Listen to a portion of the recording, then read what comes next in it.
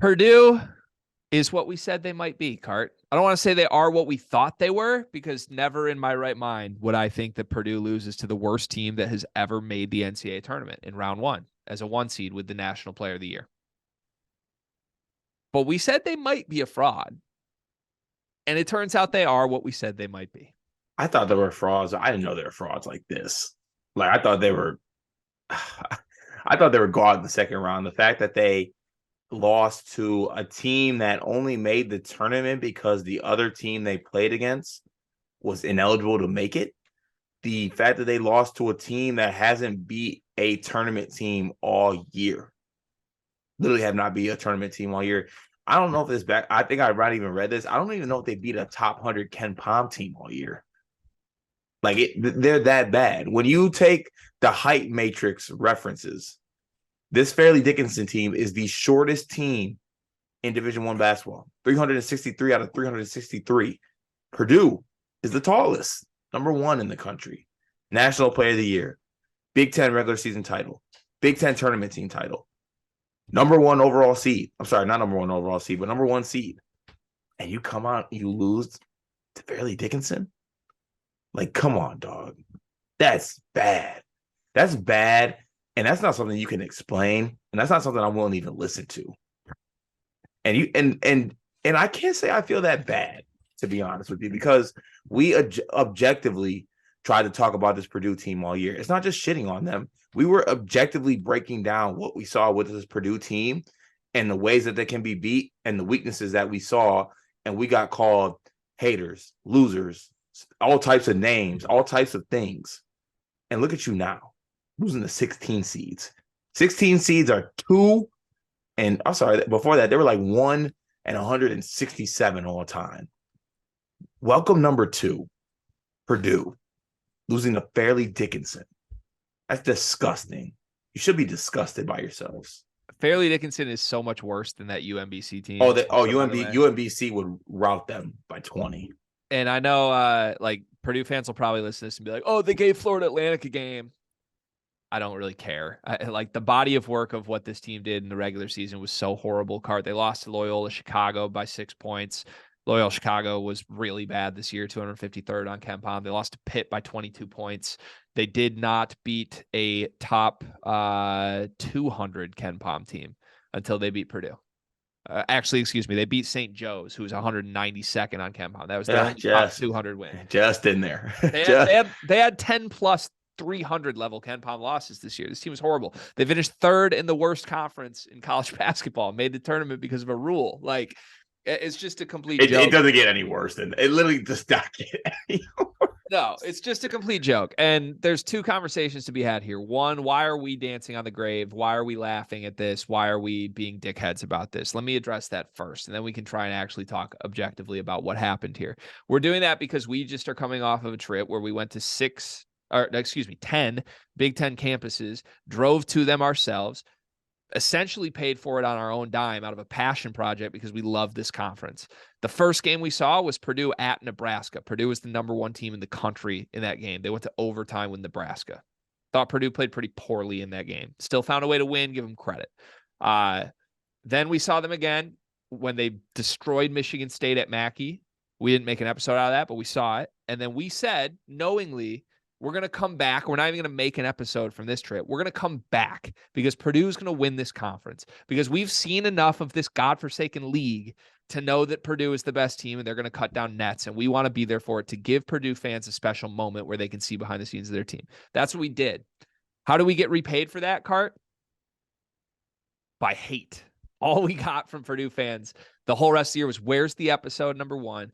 2, anytime I went on the Field of 68 after dark, which, by the way, I go a lot, I just got a bunch of boiler up Twitter eggs sliding in my DMs telling me, you don't know basketball, you're an idiot, the Big Ten's great, we're dominant, we're a Final Four team, all this nonsense. Because I said, by the way, I never shit on Purdue, by the way. The only thing I ever said was, like, I'm out on this Purdue team making a run in March. That's all I said. I've been adamant they're the best team in the Big Ten this whole time. The problem is, being the best team in the Big Ten means nothing as far as NCAA tournament success. And Matt Painter has built a monster cart. He's built a monster that is centered around a monster at center, going back the last 8 years to when Isaac Haas was on this team, that has made the entire Big Ten Conference change the way they build a roster to try to beat Purdue. I give Matt Painter credit for that because he has broken this conference. He's right now the best coach in the conference. He's probably going to win more Big Ten titles. He's going to hang more banners. That's what Matt Painter does. The problem, you want to know why this conference stinks in March? Is because everyone's built to beat Purdue in the regular season, and they can't do it, and Purdue can't even win in March because that style of basketball is not going to work. I'm sorry. It might work if you had 40% shooters around Zach Edey, but you don't. Fletcher Lawyer's the best shooter on his team. He shot 32% this season from three on the whole season. And people wanted to say he's a shooter because his brother is, and he looks like a shooter. Like, it's just really frustrating to me that like us and our efforts of trying to be objective and have some fun covering the Big Ten this year had to go so sour with the fan base of the best team in the Big Ten, but it did. That's just how it went. So sorry. Yeah, we are going to victory lap you a little bit because Cart and I both had this team losing in the round of 32 because we thought they were going to struggle against a press. No matter how many times I get replies from people that claim they're knowledgeable about basketball outside of Purdue, that are Purdue fans, who told me that Braden Smith was great against pressure and there was never going to be an issue. Like, it's just, we were right. We were right about everything. We were just right around earlier than we thought we were going to be right on.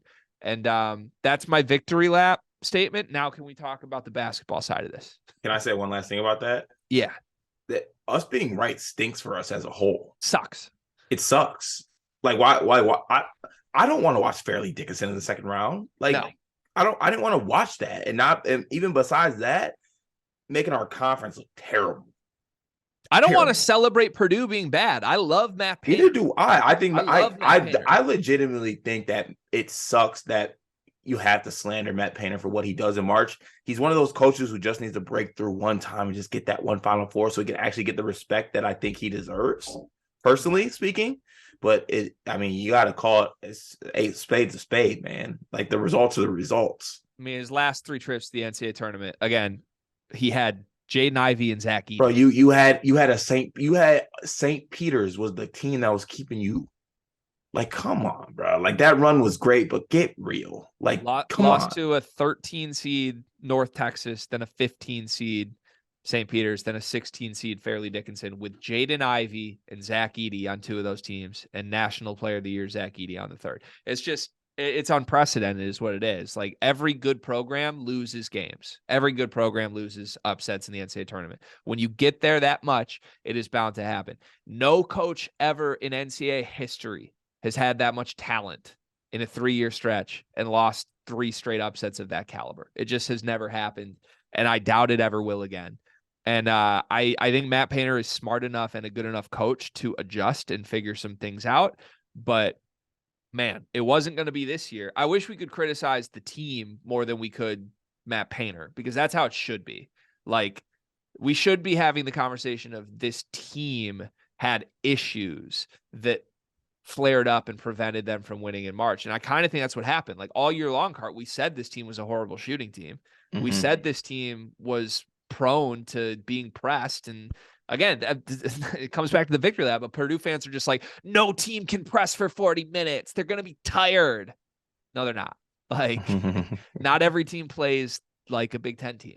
So Fairleigh Dickinson was probably the worst team they could have seen that would press them for 40 minutes. And they did it well. And Braden Smith was horrible in this game. So I don't know what you're supposed to do, man. Like, are we supposed to be surprised that a freshman backcourt where one of the guys in the freshman backcourt had to be benched in the Big Ten tournament because he couldn't make a shot didn't perform? Like, I was legitimately just surprised they were not hitting some of those shots. Like, the misses were like bad.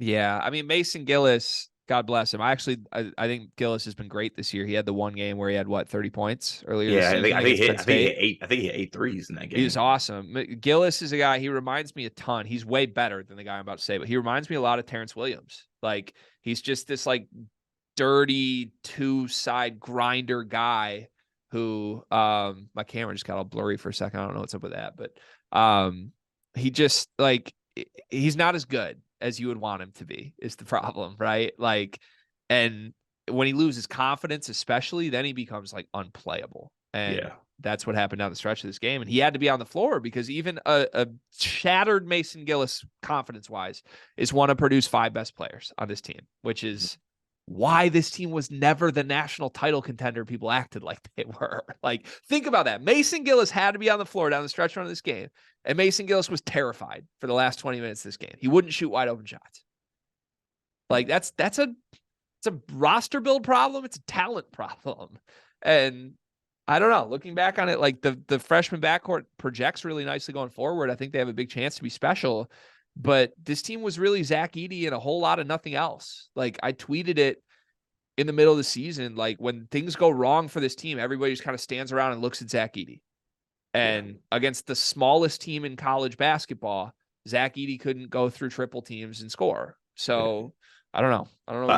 I literally stand by this. I know I said it kind of late in the game, but Zach Edey's a scary player. Purdue's not a scary team.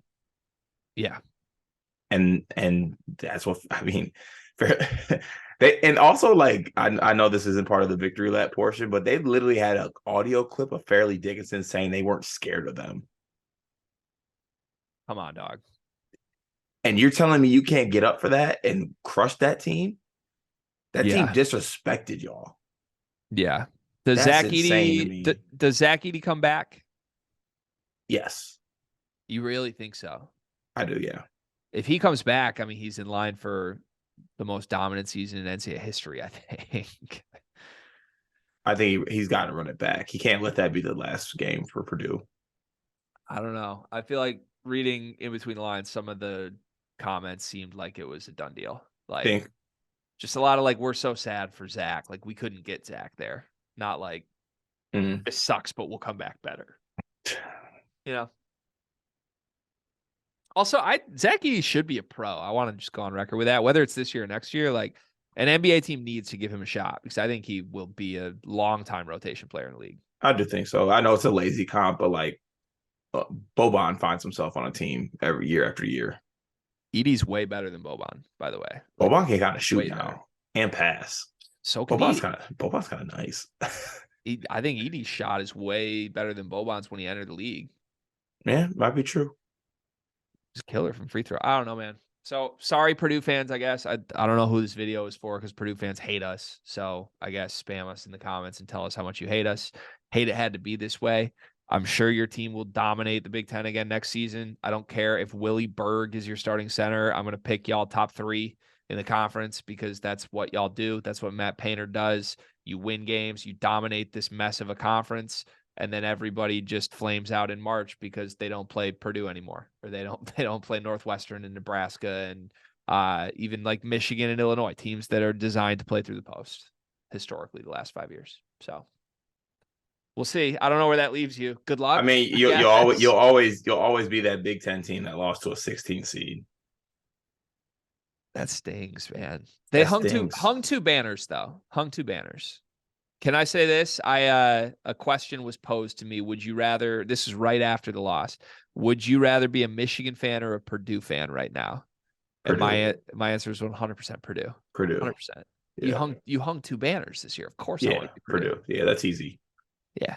So it could be worse. You could be me. Could be worse. You could have lost to a 16 seed. The worst 16 seed of all time. Right. Final thing, Matt Painter, the guy for the job still? Of course, right? Yeah, of course. What? Of course. And anyone who's saying no should be stoned. Yeah, it's just stupid. What? I don't get it. Yeah, that's crazy. All reactions are wild. Sad he can't get through right now, but like he keeps giving you a shot to get through and he keeps hanging banners. You can't seriously consider firing him. Ridiculous. All right, Purdue fans, hang in there. Love you, but hate you. And we'll talk next year.